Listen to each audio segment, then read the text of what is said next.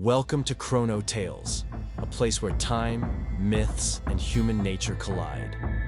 Here we dive into the forgotten corners of history, the minds of killers, the secrets behind strange events, and the stories too dark to be told anywhere else.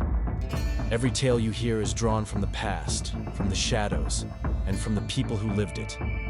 So turn down the lights and listen closely.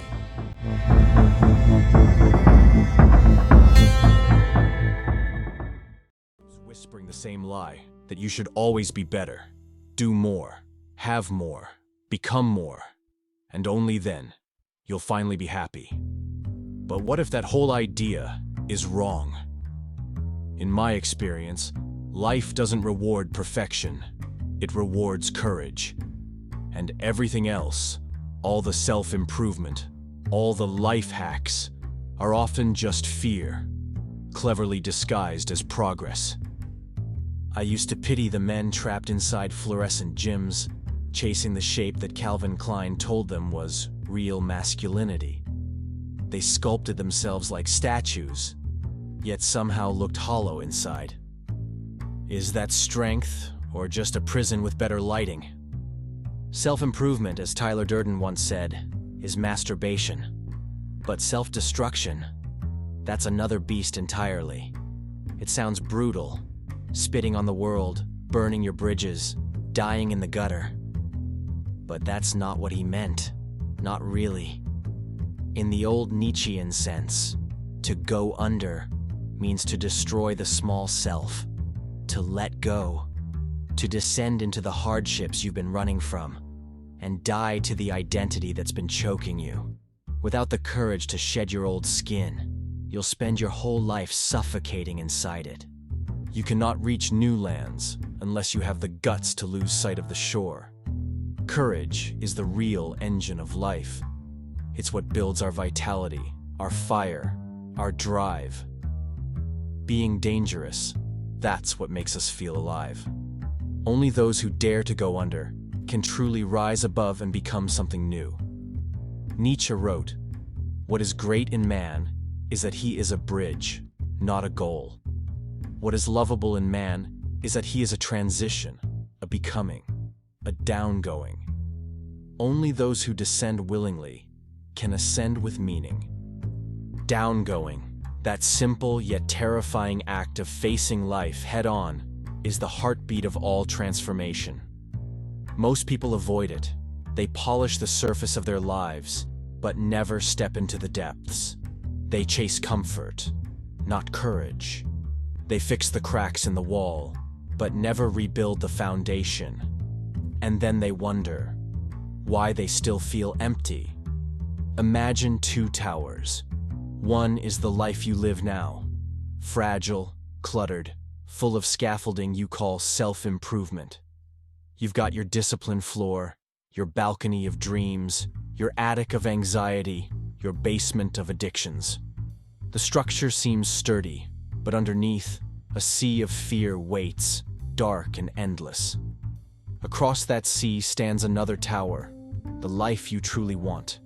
A life of freedom, strength, and authenticity. To reach it, you must dive into the dark water below. The monsters waiting there, your fears, your addictions, your attachments, are the only gates to your next self. Every act of courage requires descent. Every transformation, a small death. Improvement has limits, but courage doesn't. At some point, your tower stops growing upward. Then, the only way forward is down. Down into the truth, down into fear, down into the chaos you've spent your life avoiding. Because the treasure you seek is buried in the cave you fear to enter. You think you're improving, but most of the time, you're just decorating your cage. You read, meditate, take cold showers, go on dopamine detoxes, but you're still running from the same hard conversations, the same truth, the same pain. You can take all the ice baths you want. You're still afraid to live dangerously. Real change doesn't come from doing more. It comes from losing what's false, from surrendering the parts of you that no longer fit. from letting the old tower fall, and walking barefoot through the rubble toward what's real. Nietzsche said that only those who descend can give birth to something higher. To go under is how you go over. The ego wants comfort. The heart wants fire. The ego seeks control. The heart seeks truth. But most of us live for the ego because it feels safe.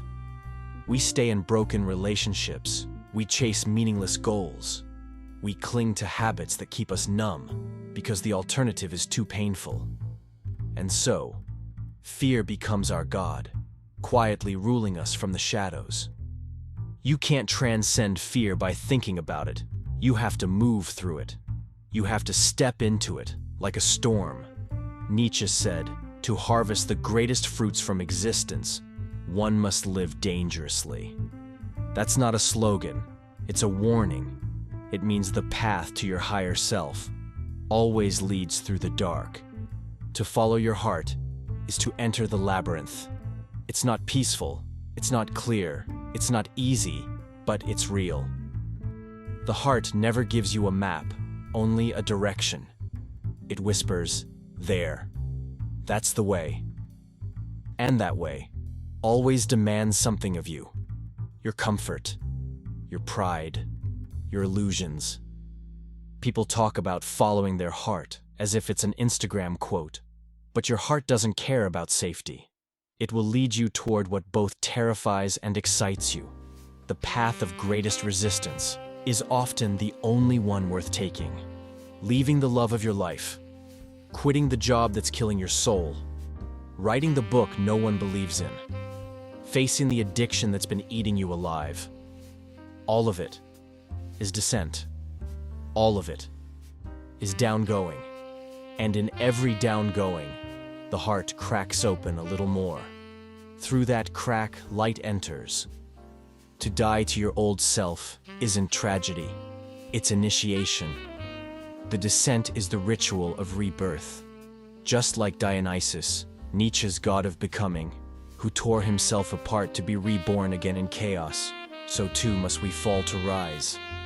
The pain isn't punishment, it's transformation. We are not meant to be polished statues. We are meant to be molten, becoming, unmaking, becoming again. That's what it means to live. That's what it means to burn with life.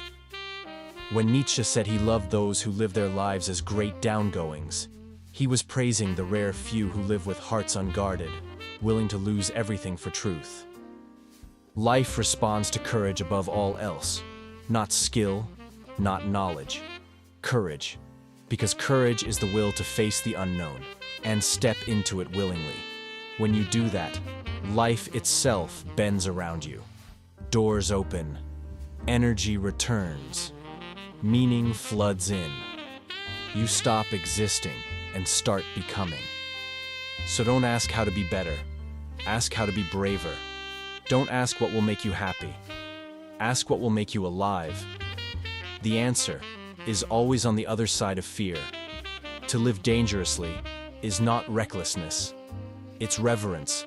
Reverence for life as it truly is, raw, unpredictable, and sacred. Nietzsche called it amor fati, the love of fate. To love even the fall, to love the chaos, to love the pain that cracks you open. Because in that descent, in that sacred downgoing, you are finally, painfully, beautifully reborn.